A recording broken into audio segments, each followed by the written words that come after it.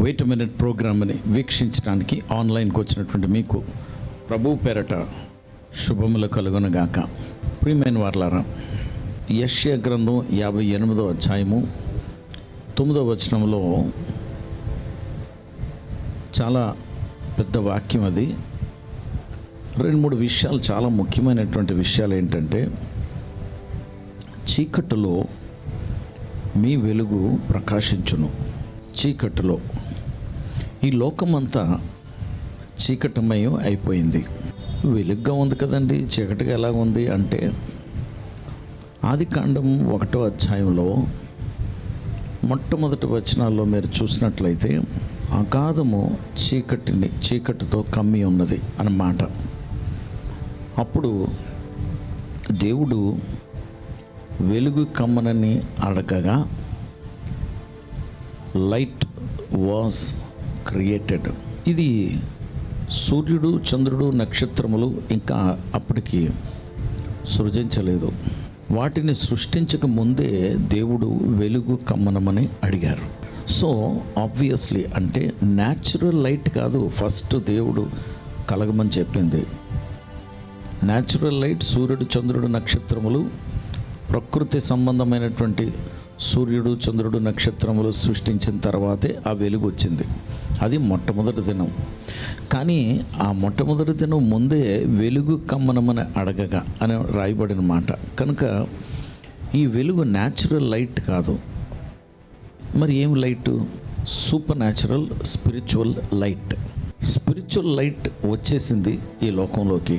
మరి యెషయా గ్రంథం 58వ అధ్యాయంలో కోట్ చేసినటువంటి మాటలో, నీ వెలుగు చీకటిలో ప్రకాశించింది అంటే, చీకటి ఎప్పుడు కమ్మేసింది? మళ్ళా ఎప్పుడు కమ్మింది అంటే, ఆది మానవులు అనగా ఆదాము అవ్వల్ని సృష్టించినటువంటి ఆ దంపతులను వారు దేవుని మాటను వినకుండా అతిక్రమించిన వలన ఈ భూమి అంతటికి చీకటి కమ్మేసింది. మళ్ళా ఎందుకు అంటే, చీకటి అధికారైనటువంటి సాతానుడు వాడు స్వాధీనంలో తీసుకున్నాడు కనుక వాడు చీకటిమయం అయిపోయిన వాడు బ్రతుకు చీకటి, వాడి క్రియలు చీకటిలోనే వాడి పనులు. అందుకే చీకటిలో సంచరించేవాడు. కనుక నీ వెలుగు ఏంటి? నీ వెలుగు ఏంటంటే, యోహాను సువార్త 1వ అధ్యాయంలో గాడ్ ఈజ్ లైట్ అని 3వ వచనంలో ఉంటుంది. 2-3 వచనాల్లో గాడ్ ఈజ్ లైట్, దేవుడు వెలుగై ఉన్నాడు. దేవుణ్ణి అంగీకరించినటువంటి వ్యక్తి వెలుగుగా ప్రకాశిస్తాడు. కనుక ఈ చీకటిమయం అయిపోయినటువంటి లోకములో నీ స్పిరిచువల్ లైట్ అంటే నీ ఆత్మ సంబంధమైన వెలుగు ప్రకాశిస్తుంది అని ప్రవచనం అది. కనుక దేవుణ్ణి అంగీకరించిన నువ్వు వెలుగుమయం అయ్యి ఈ చీకటి లోకంలో ఒక దీపస్తంభంగా నిలవబడ్డాను. ఇప్పుడు నీ వెలుగు ఈ చీకటి లోకంలో ప్రకాశిస్తుంది అని చెప్తున్నారు. దేవుడు ప్రకాశించనివ్వకుండా వాడు ఆపటానికి ప్రయత్నిస్తాడు. నీ సాక్ష్యమును బట్టి కానీ, నీ ప్రార్థన బట్టి కానీ, నీ విజ్ఞాపనము బట్టి కానీ ఈ లోకం ప్రకాశవంతంగా అయిపోవాలి. కాబట్టి దేవుడు అక్కడ ఆజ్ఞాపించింది, నీవు ప్రకాశిస్తూ ఈ లోకంలో నువ్వు వెలుగు తీసుకొచ్చే వ్యక్తిగా ఉండాలి. అంతేకాదు, మొట్టమొదటి మాటల్లో ఏమంటున్నారంటే, మొట్టమొదటి భాగంలో, అప్పుడు నీవు పిలవగా యెహోవా ఉత్తరమిచ్చును. అప్పుడు నువ్వు పిలవగా యెహోవా ఉత్తరమిచ్చును. దాని తర్వాత ఏమన్నారంటే, నీవు మొరపెట్టగా ఆయన నేను ఉన్నాను అనెను. నీవు పిలవగా యెహోవా ఉత్తరమిచ్చును. అప్పుడు ఆయన నీకు జవాబిస్తారని, నువ్వు పిలిస్తే ఆయన ఉత్తరం ఇస్తారు. సో దేవుని బిడ్డలారా, వాగ్దానం ఏంటంటే, దేవుడు నీతో మాట్లాడటానికి, నువ్వు పిలిస్తే పలకటానికి సిద్ధంగా ఉన్నారు అని. ఎందుకంటే ఆయన సర్వసృష్టిని సృష్టించినప్పటికీ, సర్వసృష్టి ఆయన ఆజ్ఞలను గైకుంటున్నప్పటికీ స్వేచ్ఛనిచ్చి నిర్ణయం నీది, నీకు నిర్ణయం తీసుకునే హక్కును నేను ఇచ్చానని దేవుడు మానవుని తయారు చేసిన ఈ మానవుడు ఆయన్ని పిలిస్తే ఆయన ఎంతో సంబరపడిపోయి ఎంతో సంతోషంతో ఉత్తరం ఇవ్వటానికి రెడీగా ఉన్నారు.